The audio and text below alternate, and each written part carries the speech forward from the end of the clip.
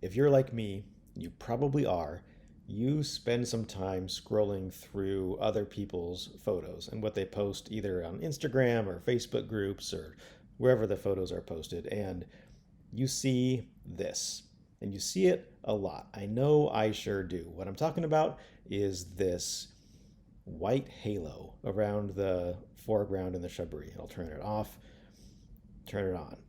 And this is such an amateur look. And so I want to show you a quick, easy way to take that white halo and remove it so you have a more professional looking photograph. And so you're not one of those people. You see this around the trees, you see in the sky, you see it around bushes like this, you see it around people or architecture, anywhere that somebody has made a mask either of the sky or something in the foreground, but they just don't do a great job of removing that white halo. Here is how to do it. So if we have our photo like this, where there's no masking on the foreground, we will create a new one. We'll do create a mask. We're going to select an object mask here, where we'll take our brush and then we're going to just paint along that foreground shrubbery area that we want a mask on. We want to just increase the exposure of that area just a little bit. So we're going to paint that object in there. We're going to let Lightroom place that mask, and it will do so like this. And then watch what happens when we go to increase our exposure. That's when we start to see that halo start to show up. And it's just an ugly look. It's an unfinished look. It's an amateur look.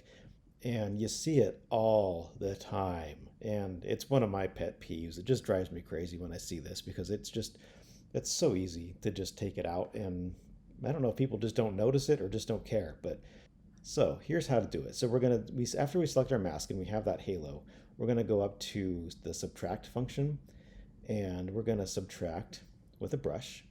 And the important things to remember here are to keep the feather at 100% and to have auto mask on.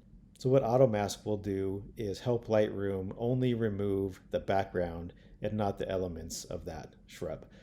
Okay, so we have our brush selected. You see that we have our circle here.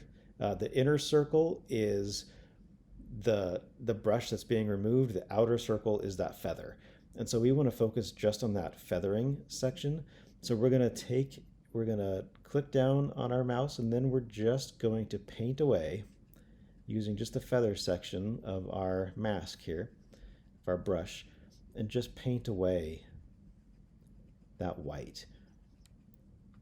And that's what that's going to do is remove that halo, but keep our foreground selection as we'd already selected it. So we're just going to go like so, like so, like so.